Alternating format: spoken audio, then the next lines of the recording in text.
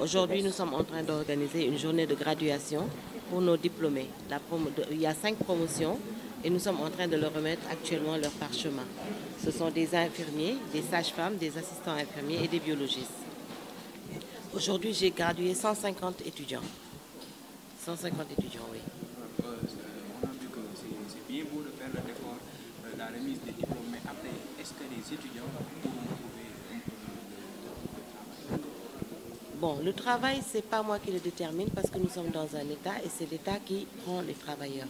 Mais ils arrivent à s'insérer dans le milieu parce qu'ils sont soit dans le privé ou bien il y en a qui voyagent. Donc, l'emploi, ce n'est pas moi parce que ça, c'est c'est des budgets qui sont faits. Donc, là, je ne peux pas le gérer, quoi. Mais je sais que nous les accompagnons parce qu'au niveau de l'Institut Santé Service, nous faisons une promotion interne, c'est-à-dire que les élèves qui sortent, quand nous avons besoin de personnel, nous allons les prendre pour qu'ils viennent avoir la fonction de moniteur et d'encadreur. Donc, par rapport à ça, nous essayons de les aider pour l'insertion. Mais bon, les postes budgétaires, ce n'est pas moi qui les gère. C'est parce qu'en fait, il y a beaucoup d'écoles de santé anarchiques. Je ne veux pas vraiment leur dire, m'y prononcer vraiment parce que bon, mais je sais qu'il y a beaucoup d'écoles qui sont anarchiques. Je sais qu'actuellement, on est en train de faire un audit pour les écoles de santé et cet audit-là nous permettra peut-être d'assainir un peu la santé, un peu ce qui se passe dans ce milieu. Bon, évidemment qu'il y a des écoles qui ont pu avoir l'habilitation, il y a 5 écoles qui ont l'habilitation, donc qui sont des écoles de l'enseignement supérieur. Ça fait la différence parce que bon, la formation a changé. Parce que maintenant, nous sommes dans le milieu des LMD, du système LMD, je pense que vous l'avez entendu. Nous sommes dans le système du LMD, donc ça a changé. Vraiment, la formation a changé parce que nous sommes vraiment au niveau supérieur. Donc nous sommes vraiment sous la tutelle du ministère de l'Enseignement supérieur. Et quand on est sous la tutelle de du ministère de l'Enseignement supérieur, ce qui permet à cette école d'être reconnue, il faut avoir l'habilitation et l'accréditation. Mais je pense que les autres écoles vont aller vers ça. Parce qu'il faut la qualité en fait dans cette formation-là. Le cri du cœur du professeur, professeur Gay, sur la leçon inaugurale, oui.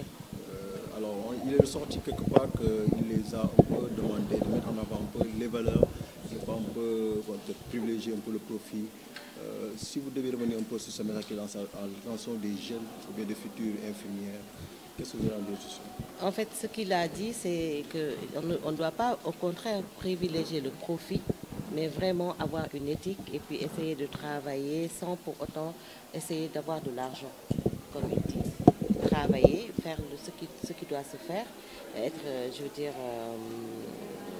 privilégier l'éthique et la déontologie dans le travail, mais pas privilégier l'argent, pas privilégier le côté financier.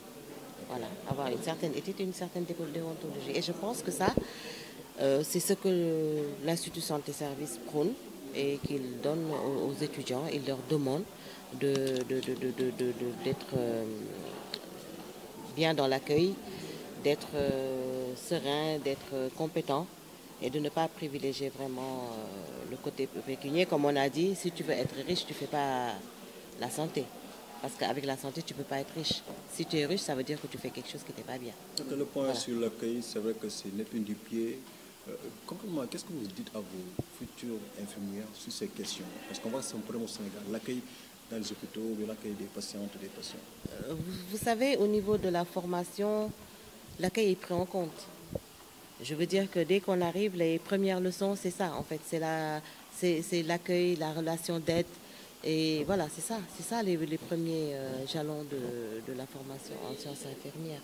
Donc ça, c'est déjà pris en compte. Maintenant, comme on dit, souvent, écoute, le caractère d'une personne, on n'y peut rien. Ça, c'est le caractère d'une personne.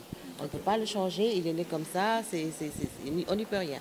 Mais quand ils viennent, quand on leur fait des cours, on leur met vraiment les premiers cours, c'est la déontologie et l'éthique qu'on leur donne. Et dans ces cours-là, il y a ça. Il y a la relation d'aide. Et donc tout est pris en charge. C'est l'État qui emploie. C'est l'État qui emploie. Donc il y a des postes budgétaires. Et moi, les postes budgétaires, je ne les gère pas. Ça, c'est un problème que je ne gère pas. Nous, les opportunités que nous avons, c'est-à-dire nous pouvons faire de telle sorte que nos élèves, si nous avons besoin d'un personnel, de le prendre parmi les élèves qui sortent de chez nous.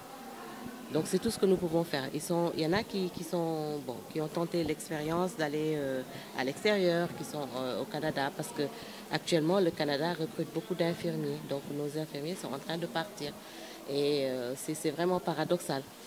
Paradoxal parce que nous avons besoin d'infirmiers, mais nos infirmiers sont en train de partir parce qu'ils n'ont pas de travail.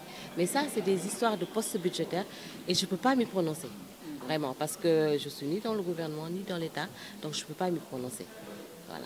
Vous allez voir, si vous écoutez, en fait, si vous retournez dans la salle, vous allez voir que les élèves vont prêter serment. Ils vont prêter serment. Et dans ce serment-là, ils ne doivent pas violer le secret médical. Donc la personne qui le fait, c'est une personne qui ne respecte pas ce qu'il a, parce qu'ils sont tenus ils sont tenus par un serment qui leur demande de ne pas violer le secret médical. Mais bon, s'ils le font, ça,